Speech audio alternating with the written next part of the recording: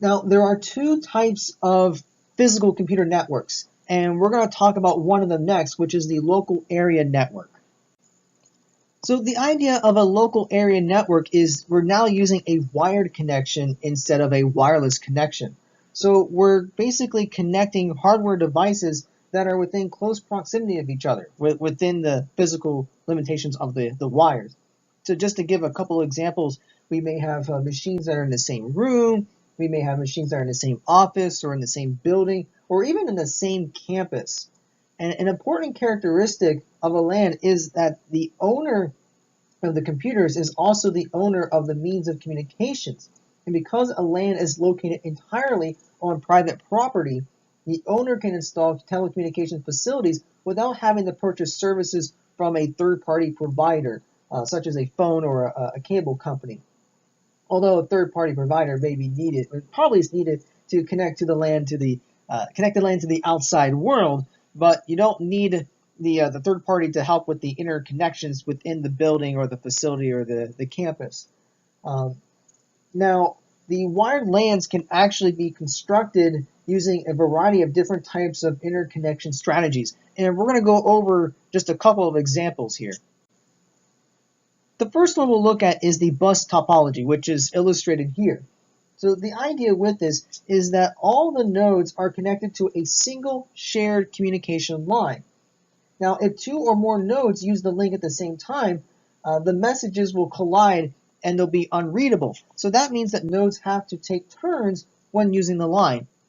So one node will use the connection and do something, and then when it's done, another node will use the connection. Because if we have several users that try to use the connection at the same time, well, the effective transmissions rates can be jumbled up. They can be lower than expected because we need to have one of them wait before until the other one is complete.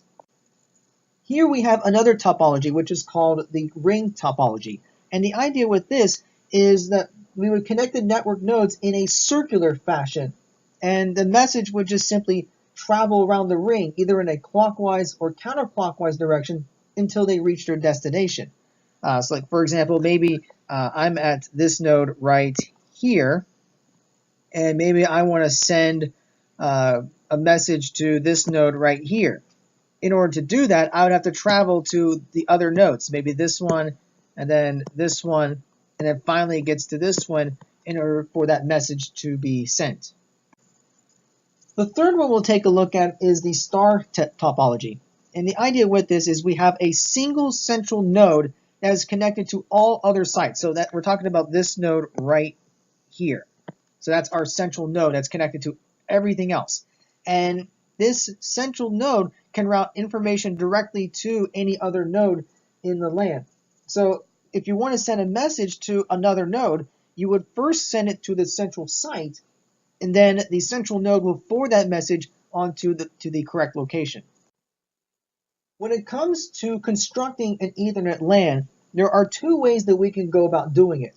One method is to use what's called a shared cable, and the other approach is to use a switch. So we'll take a look at these in more depth. With the first method, which is called the shared cable, a wire, such as a twisted pair copper wire or coaxial cable or fiber optic cable, is literally strung around and through a building. So users would tap into the cable or access the cable at its nearest point using a device called a transceiver. Now, because of the technical constraints, an Ethernet cable has a maximum allowable length.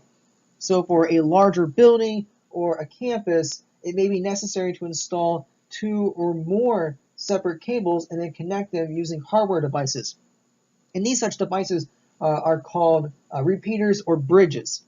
So a repeater is a device that simply amplifies and forwards a signal. So the idea with this is we can actually take several LANs and connect them together using a repeater. So when this happens, they function as if they were just one giant LAN. Now, a bridge is a smarter device in that it has knowledge about the nodes located on each separate network. So it'll examine every message to see if it should be forwarded from one network to another. In the second approach to constructing an Ethernet LAN, there is no shared cable strung throughout the building. Instead, we have a box that's called a switch, and this is located in a room which we usually call a wiring closet. The switch contains a number of ports with a wire leading from each port to an Ethernet interface in the wall of a room in the building, or even to a wireless router. So the whole point is that all these rooms would have Ethernet jacks, and they would be connected to the switch, and we would also have wireless base stations also be connected to the switch. So if we want to connect to the network, we just first activate that port, and we can do this by flipping an on and off button on the switch, and then we would plug our machine into the appropriate wall socket. Now, alternatively, we could use Wi-Fi to transmit from our computer to a wireless router located somewhere in the building. And this router would then connect to one of the Ethernet ports in the switch. So, in either case, it's no longer necessary to climb into the ceiling or crawl through ductwork in order to find the cable, because the shared cable is located inside the switch instead of inside the building walls. And this is why switches are the most widely used technique for constructing LANs. We'll now discuss the second type of network, which is what we call a wide area network. A wide area network connects devices that are not in close proximity, but rather across the town, across the country, or even across the ocean.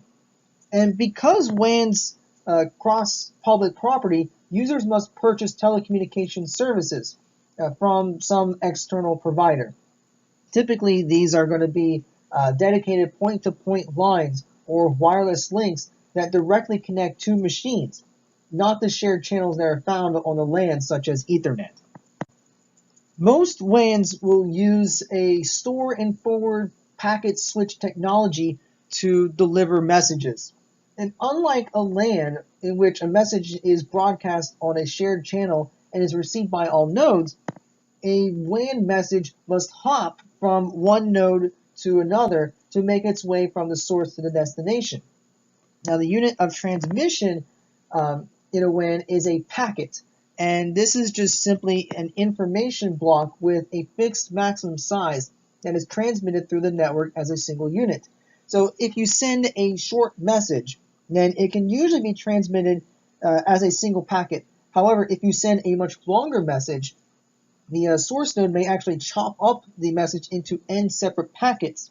Maybe, for example, we'll take the first 1,000 characters and put that in a packet, and then the next 1,000 characters and put that into another packet. But we divide this up into several packets, and then we'll send each packet independently through the network.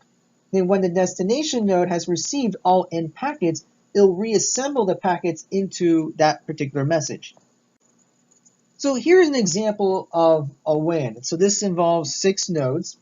So if we want to send a message from source node A to destination node D, the message could go from A to B through C and then to D.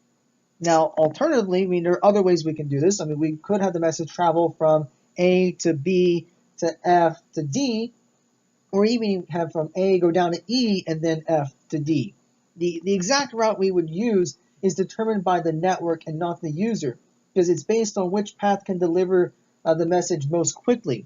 So there could be some variance in speeds with some of these connections. So if one's slower, we might go different routes. There might be an interruption in the connection in one direction, so it might go in a different direction. Now the message, if it's large enough, it could also be broken up into multiple packets, and each of those packets could actually take a different route. So we could have a packet go in one direction, we could have another packet go in a different direction. But as long as all the packets get to the destination, we're fine with this. One of the nicest features of a store and forward network is that the failure of a single node, or even a failure of a single line, does not necessarily bring down the entire network. So what could happen is the network could just select an alternative route if available. So in our previous example with our WAN, let's say the connection between node B and node C crashed. So nodes B and C can still communicate with each other because they can go the route from B to F to D to C. Or similarly, if node F failed completely, then nodes E and D can still exchange messages, It's just instead of being able to go through node F to do that, it would have to go from E to A to B to C to D. It's a little bit longer, but it can still do that. So the whole point here is that we find that reliability and fault tolerance were the reasons that WANs were first studied back in the late 1960s and early 1970s. The U.S. military was very interested in communication systems that could survive and function even if some of their components were destroyed, as might happen during the times of war or civil unrest. And this research ultimately led to the creation of the internet. And we will be talking a lot more about the internet later on.